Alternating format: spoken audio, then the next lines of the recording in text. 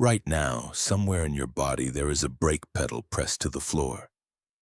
Not because you're lazy, not because you lack motivation.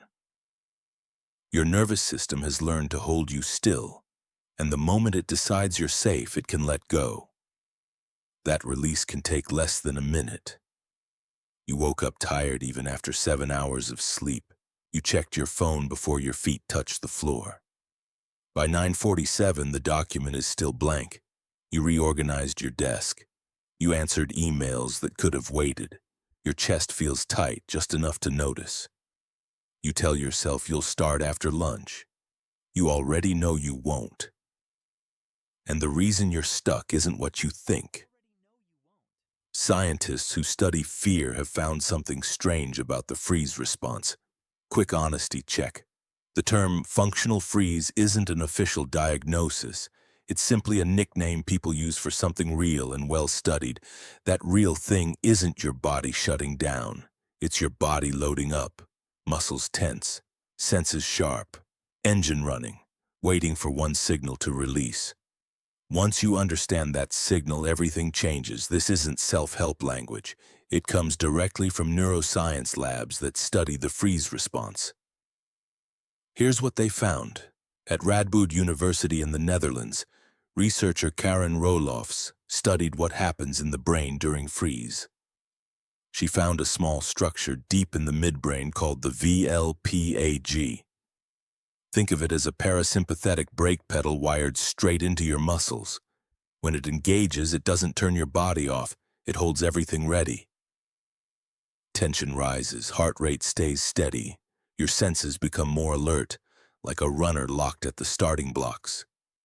That's why frozen feels different from tired. Tired is your body asking to rest.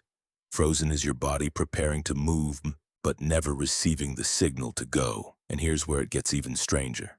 Researchers at the same lab put people through a high-pressure decision task while measuring their brain activity under real threat. The deeper someone froze in the moment before deciding, the faster and more accurate their action became once they finally moved. That relationship has only been demonstrated in high-stakes, real-time decisions. It hasn't yet been proven for everyday situations like opening a laptop, but it hints at something fascinating. A deep freeze may be a loaded spring, not a broken one. If you're just joining, here's the idea we're building. Freeze isn't failure. It's preparation waiting for a release signal, so when you can't start, it isn't a lack of willpower, it's that the release signal is being delayed. There's also good news. Researchers at Cornell scanned medical students during exam season and found that heavy stress measurably impaired focus and attention. The kind of mental fog that makes even a simple task feel enormous. When they scanned those same students again about 4 weeks later, after the stress had passed, that impairment was gone. One study, one population, but it suggests the fog is more like weather, not a permanent forecast. There is one important catch. This was only one study involving students. So think of a few weeks as a hopeful estimate, not a promise. One more piece explains why some tasks stay easy while others seem to turn into concrete. In rodent studies, and remember these are animal models, not direct human findings, chronic stress was shown to shrink the brain pathways responsible for deliberate, goal-directed choices, while the pathways for automatic habits grew stronger. That may explain why you can still answer emails or tidy your desk. But the moment you need to begin something new and important, everything locks up. Most people stop here and simply try to push through. The real insight goes one layer deeper. It isn't about finding a new task. It's about giving a very old alarm system a new instruction, teaching it that starting isn't a threat. Which also explains why most advice fails. Most people believe procrastination is laziness. From the outside, that assumption makes sense. Freeze and laziness can look almost identical. Someone isn't doing the task, so it's easy to assume they simply don't want it badly enough. But look closer, and the picture changes. Roloff's research describes freeze as a parasympathetic break state, physiologically different from rest. Someone who is truly resting feels calm. Someone who is frozen often feels tense. Their breathing becomes shallow, their mind races, their heart stays elevated. That isn't stillness. That's a nervous system on high alert, held in place. Rodent research offers one possible explanation for why certain tasks stay easy while others don't. Chronic stress may favor automatic habits over deliberate choices. That pattern hasn't been fully proven for everyday overwhelm the way it has for acute threat. But the evidence points in the same direction. Lazy people rest. Frozen people stay busy, just with the wrong things. So the solution was never more discipline. Forcing a stuck brake doesn't release it. It only grinds it harder. What actually works is signaling safety to a nervous system that still believes it's in danger. So here's what actually works instead. The easiest version takes less than 2 minutes and needs only your breath. The next time you notice the freeze, the fog, the heaviness, or the inability to begin, sit with both feet flat on the floor. Breathe in through your nose for 4 counts. Then breathe out through your mouth slowly for 6 to 8 counts, almost like a sigh. Repeat this 8 to 10 times.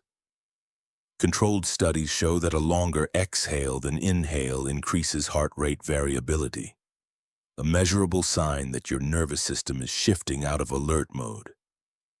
The effect may last for a few minutes. It won't force you to start, but it creates a window where starting becomes possible.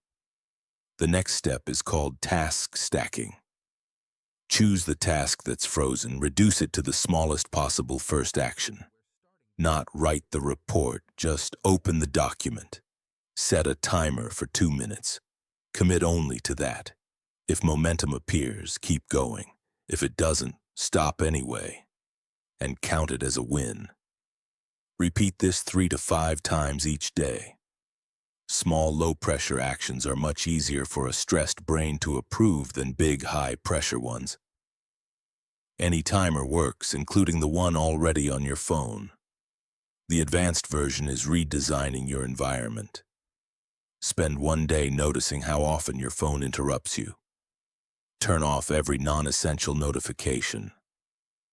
Batch your messages into 2 or 3 scheduled check-ins each day. Keep your phone in another room whenever you're doing focused work. Research links notification overload with attention fatigue and exhaustion. It's not proof that this alone solves the problem, but it's one of the easiest places to remove unnecessary friction. No app required, no purchase required. Let's make this incredibly easy.